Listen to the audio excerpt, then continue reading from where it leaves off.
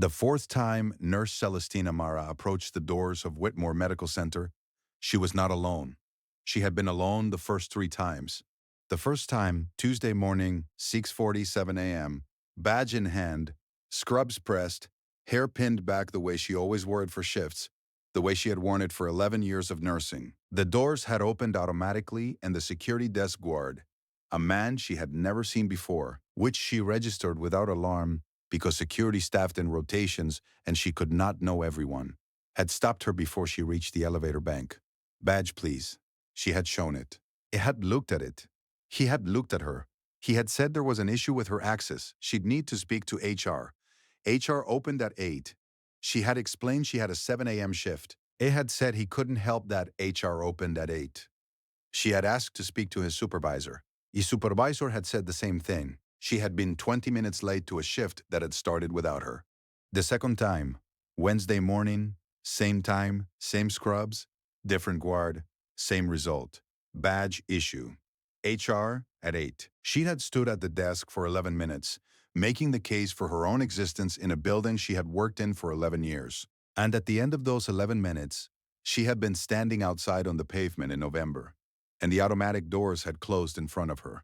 And she had looked at them for a moment and felt something in her chest that was not confusion and not defeat and not rage, or not only those things, but the specific crystalline clarity of a person who has been told the same wrong thing enough times to understand that it is not a mistake.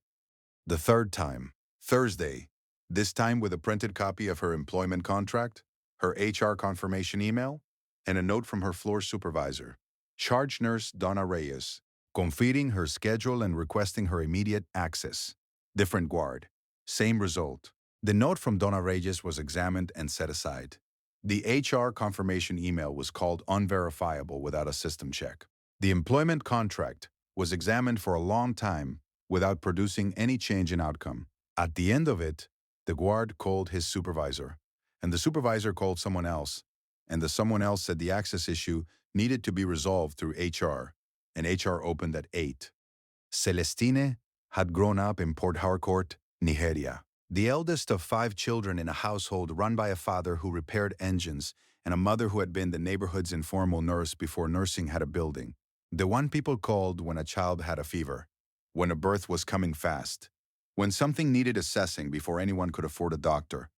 Her mother had diagnosed, managed, and occasionally performed miracles with a kit that cost less than a single hospital consultation. And she had done it with a matter-of-fact competence of someone who understood that the gap between the sick and the care they needed was a problem to be solved, not a condition to be accepted. Celestine had understood this before she could have put it into words. She had followed her mother on those informal rounds from the age of 8, carrying the kit and watching, and she had known by 10 that this was the work she would do. Not the informal version, the formal, one with training and equipment and the full institutional backing of a system that could save the lives her mother's kit could only try for.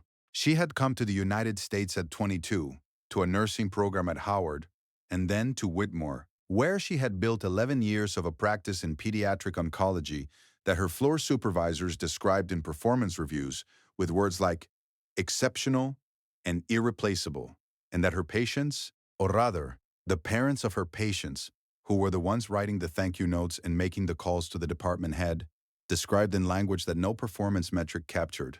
She had a quality that some nurses had and could not teach: the ability to be fully present in a room where the worst was happening, to absorb the fear in a family's eyes and reflect back steadiness, not performed calm, but actual steadiness, the kind built from understanding that the work was always worth doing, even when the outcome was not what you had hoped for. She was a patient woman.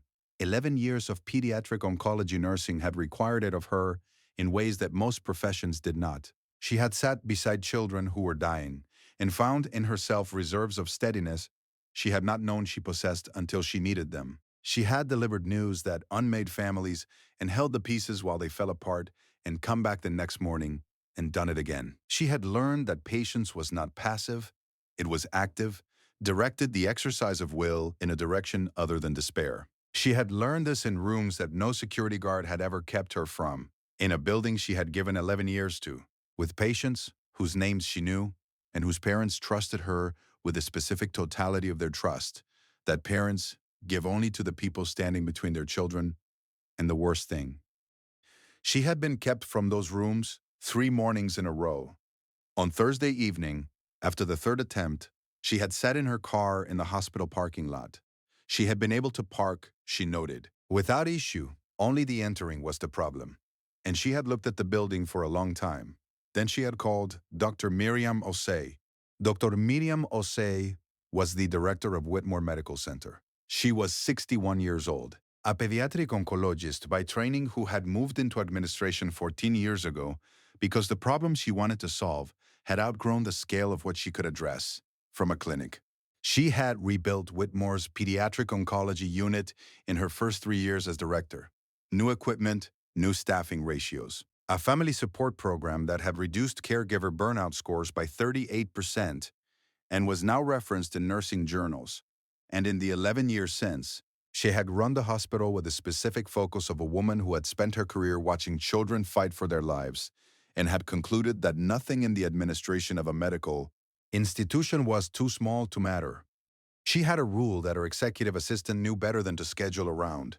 She came to the floor after every close call, not to review, not to assess liability, but to be present in the unit where a child had almost died and where the staff who had fought for that child were still working the next shift. She had been doing this for 14 years. She did not announce it in advance. She simply appeared in the pediatric oncology unit or the cardiac wing or wherever the close call had occurred, and she sat down and she listened to the people who had been in the room. She did not give out her personal number casually. Celestina had it because 3 years ago, a 12-year-old patient named Tomas had coded on a Tuesday night, and Celestine had been the nurse who caught the early signs. A change in his breathing pattern that the monitor had not yet flagged, the specific quality of his stillness that was different from sleeping, and had initiated the response that saved his life. Dr. Osei had come to the unit the next morning and had found Celestine at Tomas's bedside, writing her notes with the quiet precision of someone who had not yet gone home. She had sat down beside her. They had talked for 40 minutes about Tomas's case, about the early signs, about what Celestine had seen and when and how she had decided to act on it. Before she left, Dr. Osei had written her number on a piece of hospital stationery and said, "If you ever need to reach me directly, use this." Celestine had put the number in her phone and not used it for 3 years, not because nothing important had happened in 3 years, but because she had always found another path to the right outcome, and because she had understood, without it being said, that the number was for something she couldn't solve another way. 3 mornings, 3 guards, 3 supervisors, 11 years in the building, and 11 minutes of standing outside it on a November pavement while her patients were inside being cared for by staff who were short one nurse. Because the one nurse was outside, she could not solve this another way. She called the number. Dr. Osei answered on the third ring. Celestine told her what had happened. All 3 mornings with the precision of someone who had been paying careful attention and knew the value of specificity. Dates, times, names of guards where she had them, exact language used. She did not editorialize. She presented the information the way she wrote her nursing notes. Factual, complete, the kind of account that required no interpretation because it was not obscuring anything. Dr. Osei listened without interrupting. When Celestine finished, there was a silence of approximately 4 seconds. "What time is your shift tomorrow?" she said. 6:45. "I'll meet you at the main entrance at 6:40. There was no elaboration, no promise of an investigation or a review or a conversation with the appropriate department. Just, "I'll meet you." The plainness of it was its own statement. Celestina sighed. "You don't have to." 6:40, Dr. Osei said. The 4th morning was a Friday. Celestine arrived at 6:38 and stood by the main entrance in the particular dark of a November morning in a city that had not yet decided to wake up. She wore her scrubs and her badge, and she stood the way she always stood, not diminished by 3 mornings of being turned away, not performing dignity for the benefit of anyone watching. Who's standing the way a person stands when they know who they are and are waiting for someone they trust? Dr. Miriam Osei arrived at 6:39. She was in her hospital director's coat, the one with the Whitmore Medical Center emblem on the breast, the one that moved through the building with the authority of 23 years in this institution, 14 of them at its head. She did not have a coffee. She did not have a phone in her hand. She had come to do one specific thing and she had come prepared to do it and nothing else. She looked at Celestine. Good morning. Good morning, Dr. Osei. They walked in together. The guard at the desk that morning was a man named Gary Purcell, 12 years with Whitmore's security contractor, who had worked this desk on and off for most of those 12 years and knew the hospital staff with the particular depth of someone whose job is to watch who comes and goes. He looked up when the door opened. He saw Celestine first, the badge, the scrubs, the face he had been told had a badge access issue, and he began to rise, the beginning of a refusal, the motion of a man reaching for a script. Then, he saw Dr. Osei. He sat back down. Dr. Osei walked to the desk. She did not raise her voice. She did not need to. This is Celestine Amara, she said. Charge nurse, pediatric oncology, 11 years on staff. She has been denied entry to this building 3 mornings in a row. I'd like you to tell me why. Gary looked at his screen. He looked at Celestine's badge number, which he typed in. He looked at what came back. Then he looked at Dr. Osei with the expression of a man who understood that whatever answer he gave was going to be insufficient. There was a flag on the access record, he said. From Monday. What kind of flag? Unresolved credential review. It came from the system update over the weekend. Some accounts got flagged erroneously. IT has been working through them. Since Monday, Dr. Osei said, yes. And in 3 days of Nurse Amara presenting her badge, her employment confirmation, and a letter from her floor supervisor, none of your staff thought to check the flag's origin or contact IT to resolve it. Gary said nothing. There was no answer to this that improved the situation.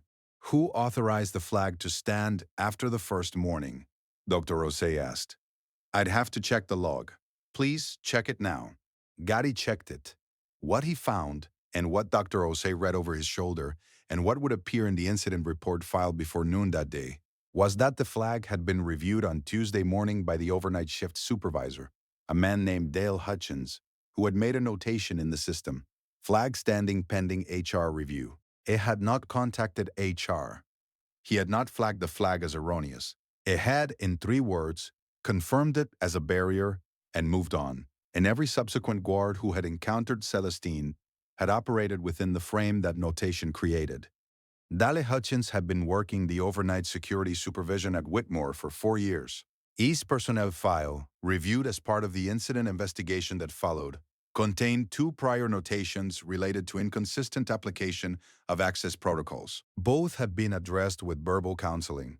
Neither had resulted in further action, because neither had produced a visible outcome. This one had produced 11 years of pediatric oncology nursing, kept outside a building for 3 mornings while the unit ran short. The visible outcome concentrated the mind. Celestine's access was restored at 6:51 a.m., while she stood at the desk with Dr. Osei. The IT technician on call resolved the flag in 4 minutes once Gary called him with the account number and the director of the hospital on the line. 4 minutes. 3 days had produced 3 mornings of refusal, and 4 minutes produced a resolved flag, which was its own arithmetic. She went to her unit. She was 7 minutes early. On the floor, charge nurse Donna Reyes looked up from the station when Celestine came through and the specific quality of relief on Donna's face. 3 mornings of covering for a nurse who should have been there. 3 mornings of a unit running at reduced capacity. 3 mornings of watching the administrative machinery fail. One of her best people said more than a conversation would have. She handed Celestine a tablet with the morning's patient updates. Celestine took it. She read through it. She was already at work. Room 412 held a 7-year-old named Lily, who had been admitted Tuesday and whose treatment protocol Celestine had helped design and who had asked, according to Donna's notes, every morning of the 3 where Celestine was. Celestine went there first. Lily was awake, small and pale against white pillows, the particular alertness of a sick child who has learned to pay close attention to who comes and goes. She looked at Celestine. You're back. I'm back, Celestine said. Where were you? Celestine pulled the chair close to the bed. There was a problem with the door. It's fixed now. Lily considered this with the gravity of a 7-year-old processing institutional logistics. Did you fix it? Celestine thought about 3 mornings. About the pavement and the automatic doors, and 11 minutes of standing outside with an employment contract in her hand. About a phone number on hospital stationery kept in her phone for 3 years. About Dr. Ose arriving at 6:39, without a coffee and without a phone, and with nothing to do but one specific thing. Someone helped me, she said. Dr. Ose filed the incident report personally. It named Dale Hutchins and recommended termination for failure to act on a known access error and prior documented inconsistencies. The recommendation was reviewed by HR and approved. Dale Hutchins was informed on Friday afternoon. The report also named the 2 guards who had turned Celestine away on Wednesday and Thursday. Neither of them had escalated the credential issue to IT. Neither of them had cross-referenced the flag against the existing HR documentation she had brought. Both received formal written warnings and mandatory protocol retraining. The report noted, in a section titled Systemic Observations, that the 3-day failure had been enabled by a process that gave individual security staff discretion to sustain access flags without verification requirements or escalation timelines. That section resulted in a revised access dispute protocol implemented across all of Whitmore's facilities within 60 days. The report also named the 2 guards who had turned Celestine away on Wednesday and Thursday. Neither of them had escalated the credential issue to IT. Neither had cross-referenced the flag against the existing HR documentation she had brought. Both received formal written warnings and mandatory protocol retraining. The report noted, in a section titled Systemic Observations, that the 3-day failure had been enabled by a process that gave individual security staff discretion to sustain access flags without verification requirements or escalation timelines. That section resulted in a revised access dispute protocol implemented across all of Whitmore's facilities within 60 days. A protocol that required any sustained flag to be verified against a secondary system check within 4 hours and escalated to IT within 24. The kind of rule that should have existed. The kind that gets written only after someone has paid for its absence. 6 months after the incident, the revised protocol was adopted as a model standard by the hospital's regional network. 11 facilities, the same change, written into every access management system in the group.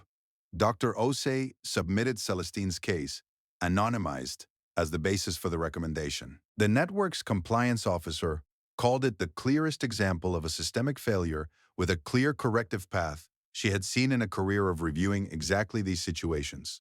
Dr. Ose sent Celestine a copy of the adoption notice with the same one-line note she had sent with the protocol, because it shouldn't take the 4th attempt. Celestine read it at the nurse's station between rounds on a Tuesday morning in May, 6 months after a November pavement and 3 mornings of automatic doors and 11 minutes of standing outside. She thought about that arithmetic. 3 days to keep her out, 60 days to write the rule, 6 months to change. 11 facilities. Slow in one direction and fast in another, which was the way institutions moved when someone made them. She thought about Lily, now 8, who had finished her treatment protocol in February and gone home and sent a drawing of a son that was currently taped to the inside of Celestine's locker door beside Thomas's Little League photograph. 2 children who had needed her to be in the building. 2 reasons among a building full of them. She thought about what patience actually was, not the passive endurance she had been credited with in every performance review, described as if quietness were its own credential, as if absorbing harm without visible reaction were a professional virtue rather than a survival strategy. Paciencias was not that. Paciencias was what she had exercised in rooms where children were dying, where she had needed her steadiness to belong to them and not to her own fear. That was the right use of it. 3 mornings on a pavement was not the right use of it. 3 mornings had been enough. She had known exactly when to stop being patient and exactly who to call. She put the note from Dr. Ose in her locker. Beside was a photograph. Tomas, 2 years after the night he had coded, standing in a Little League uniform holding a bat, grinning with all his teeth. His mother had sent it with a card that Celestine had kept, because the card said in handwriting that had shaken as it was written, "Because of you. Because of you." She had a building full of them. She was going to keep getting into it. She went back to work.